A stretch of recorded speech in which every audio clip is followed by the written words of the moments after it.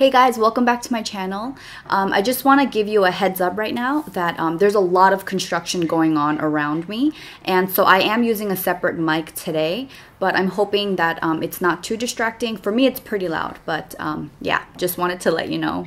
So I am in a new room from what you guys saw last week.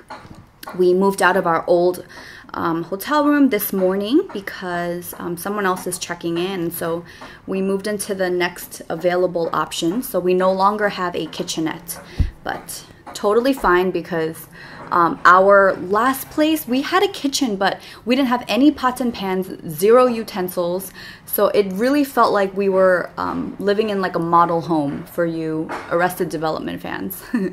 So yeah, I mean, the extra room was nice, but it wasn't like absolutely necessary. So today I have a request for you, and you know, just to give you a little bit of context. This morning, well, this afternoon, Brandon and I went to have lunch, and during lunch I was preparing for this video, and we were talking about this coaching program that I want to launch. And so one of the first questions that Brandon asked me was, you know, what's your objective for this? Like, what is your objective with this coaching business that we want to start? And I didn't want to give such a general interview question answer, but I think I said something along the lines of, you know, I want to help people become more of who they are. And I knew what I meant by that, but I think his reaction was, what did he say? He's like, that's not a noble cause. And fair, because, you know, I don't want to help an axe murderer become more of an axe murderer, obviously. So he rephrased the question and asked me more specifically, what do you want to see accomplished in someone like a Sandra? And if you guys have been watching Morning Chats for a while, you would probably remember my friend Sandra, because she was on here with me. By the way, I'm lucky enough to have two Sandras in my life, and they're both from Canada. They're both born in the same year, and they both have 3 children. So I think in other videos I have mentioned like Sandras plural. They're who I'm referring to. But yeah, he asked me, what would I want to see accomplished in someone like a Sandra? And it got me thinking about this one day where both Sandras came over, and I made them lunch and we were hanging out. It was like maybe 2 weeks before I moved out of Korea, but they came over, and at some point I actually pulled out our huge whiteboard, and we had this like whiteboarding session where I was teaching them the model that I learned from my coach, Brooke Castillo. And we were going through some of the negative thoughts that we battle with. And I wanted to share some of the techniques that I learned in terms of how to, you know, overcome those. And one of the things that Sandra An, the one you guys saw in my morning chats, what she was sharing with me was how often she feels she falls short as a mom, and how sometimes she feels like she's failing her kids. And I feel that that's probably something that a lot of moms go through. And as an outsider, as a friend, when I see Sandra with her kids and what her kids are like I think she's doing like a dynamite job. And, you know, it just goes to kind of show how we're like our own worst critics most of the time. But yeah, so one of the thoughts that Sandra was dealing with is how she feels like she's lacking as a parent. And we talked about how obviously, you know, thinking that thought over and over isn't going to turn her into a better mom. It's not going to help her work towards being the parent that she wants to be. And so we decided to scrap that thought, and we were kind of brainstorming on, you know, what are some other things that we can think that would actually empower us to empower her to be more of who she wants to be.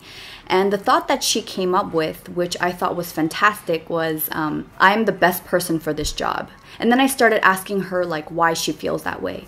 And we got to talking about how, you know, no one knows her kids better than her. She knows everything that they love, that they're scared of, what they're good at, all of these things. And yeah, by the end of it, Sandra was like, yeah, I'm the best person for this job. And again, as her friend and as an outsider, to me, it's just so obvious that she's great at what she does. And it was really cool to see the difference that one change in thought made in her. And yeah, it was a really fruitful session. And so to answer Brandon's question, I was like, yeah, for me, like I see Sandra and these are all the things that I see about her. But, you know, she has a hard time recognizing those things about herself. And as a friend and sister, like I want to be able to, you know, draw that out of her and help her really connect to her own like unique giftings. And as we were talking about this, it got me to start thinking about some of the other inspiring women in my life, many of whom you guys have heard me talk about again and again. Just off the top of my head, Gail, my best friend Jessica, my sister Julie, and so many more. One thing about Gail that I truly love and respect, and one of the huge reasons why we decided to, travel to Shanghai again on our way to Hawaii is, not just to selfishly spend time with the people that we love, but Brandon and I, we were really seeking counsel from our mentors, and both Brandon and I, we respect the hell out of Gail and Chad. And one of the things that's very unique about Gail is her ability to talk about her strengths and her gifts in such a confident way that doesn't come off as arrogant, but more in the sense of, yeah, this is what's been given to me by God, and this is what I'm going to do with it. And it's just like plain as day. These are the tools that I have. And she never comes off in a way where she's, like uppity or, makes other people feel inferior to her. That's definitely something I want to learn more of. That's definitely something that she brings out in me. And yeah, I really respect her. And then it got me thinking about my sister Julie and how incredibly talented she is. In so many ways, my sister's truly gifted artistically. She's very articulate, even though she doesn't give herself credit for it. And she oftentimes, like me, gets stuck inside of her own head. And so I feel like a lot of the things that people see in her and really admire her for, she has a hard time recognizing that in herself. And sometimes, like, I just want to be like, how can you not see this? Like, you're amazing at this. And she's just like, And as her older sister and best friend, it hurts me to see that. My best friend Jessica, which is so, okay, I know this wasn't a coincidence because it happened the way that it was, exactly how it was supposed to. But this morning, before I went out to lunch with Brandon, when I should have been preparing to film this video, I was actually talking to Jess. We were texting back and forth, and we got to talking about her new business. So you guys may or may not remember this, but I had a morning chat dedicated to her, like, over a year ago. She is someone that I really admire because I feel that, like Gail, she's someone that really answers the call. And so she had this dream of opening up a kids cafe in New York. And for those of you that may not be familiar with the kids cafe, it's basically a kid-friendly cafe where parents or guardians can take their kids, and then the kids are playing in a very safe environment, and the adults can enjoy like good food or coffee or whatever and just hang out amongst themselves. And her kids cafe, they specialize in like imaginative and sensory play. And knowing Jess, like, she's like very like detail oriented and very particular in what she likes. And I haven't had the chance to visit her place yet. Like, that's one of the things I'm looking forward to the most when I get to New York.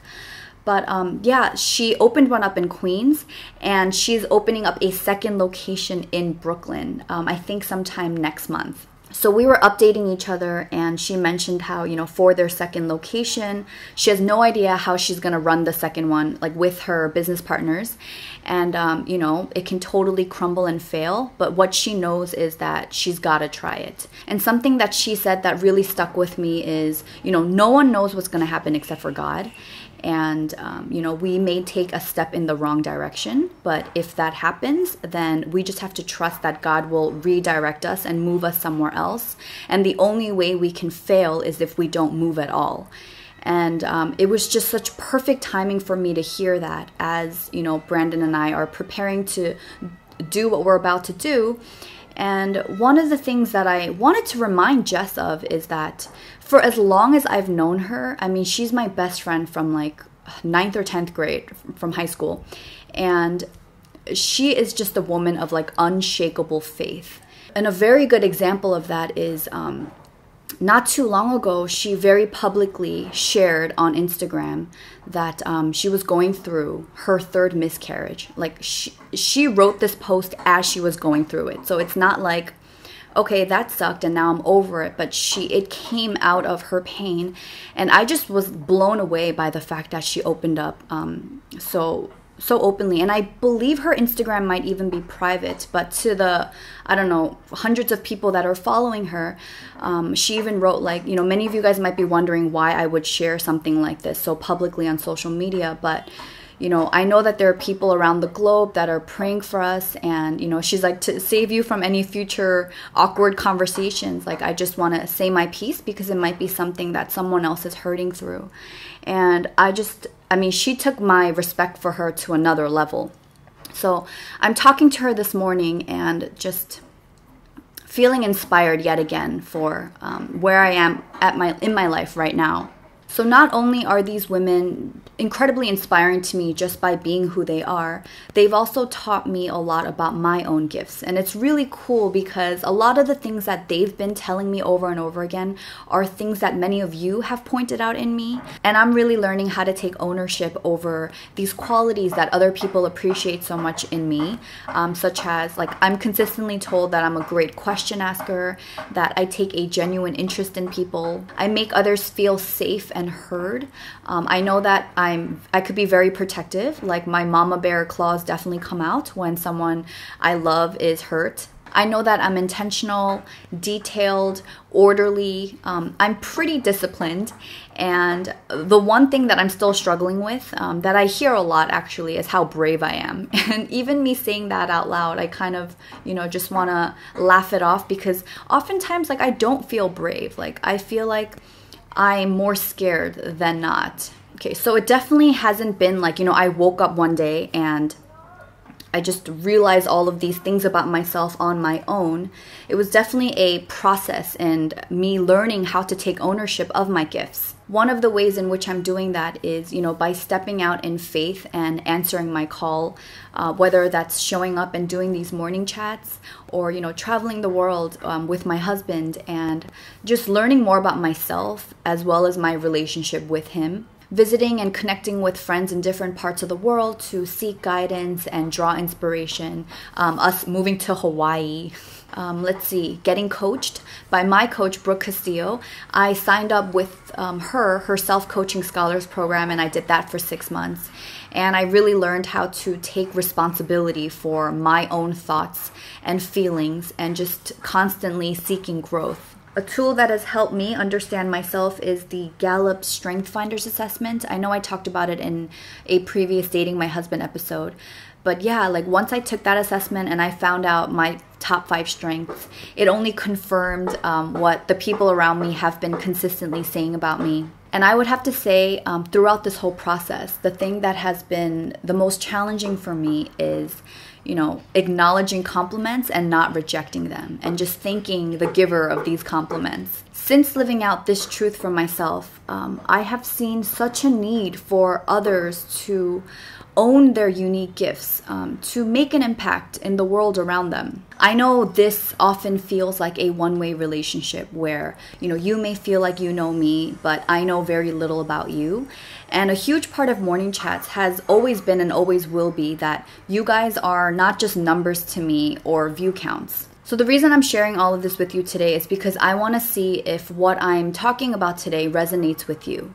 Because my desire is to create the safe space to help you explore, you know, what it means to be equipped, to see past your negative self-talk or the negative voices around you, whether, you know, it's from your upbringing, your culture, or maybe the relationships you're in, and to help you see yourself for who you are, who you're created to be, and to learn the skills to overcome those obstacles. So step 1 of this creation and bringing whatever this is to life, I really need your input. There are certain topics that are near and dear to my heart, such as decluttering and organization, relationships and marriage, maybe some of the struggles you're having in your marriage, or if you aren't married, some of the steps you'd like to take, you know, in preparation for marriage. Boundaries is another huge topic that I'm still learning so much about. And basically, it's learning how to live your life not as a people pleaser, because that's definitely something that I struggle with too, but just learning the principles of boundaries and what they are, and, you know, not feeling guilty, or, you know, I think it says in the Bible, like, let your yeses be yeses and your no's be no's.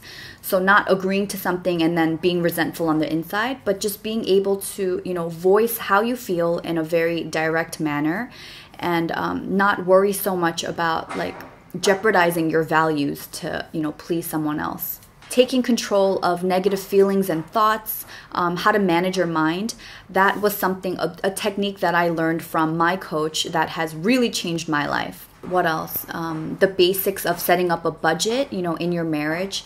That's one of the things that Brandon and I did from like day one of being married. And we haven't like figured out the perfect, you know, solution or anything. But I think that has been such a solid foundation for which our marriage is built on. And so that's something that I would really love to share. So this is where I need your help. Brandon has created a survey for you guys to fill out. It should take around 10 minutes, and it will really help me understand where you're at and how I can serve you best. The link for the survey will be down below. I just want to thank you in advance for being here, for your emails, your comments, you know, just trusting me with your heart. And I hope to deliver more good into your lives. I have entirely given up on trying to finish the rest of my makeup in this video. It's just not going to happen. Usually I can multitask if I'm talking about, you know, simpler things, but I think I'm done with my face. This is good enough. Last thing, Meetup in New York. Brandon and I would love to see you guys in person. So if you are willing and able, the date is going to be Saturday, February 10th. It'll probably be sometime in the evening, either in Queens or Manhattan. We haven't decided on the location yet, but that date looks like it works for us. Saturday, February 10th. Yeah, Saturday, February 10th. Let me know your preference down below if you prefer Queens or Manhattan. Maybe we can get a little vote going, and yeah, we'll decide where we're going to see you guys. Really looking forward to hearing from you guys. Survey, email, comments, whatever. Thank you so much again, and I will see you guys soon. Bye.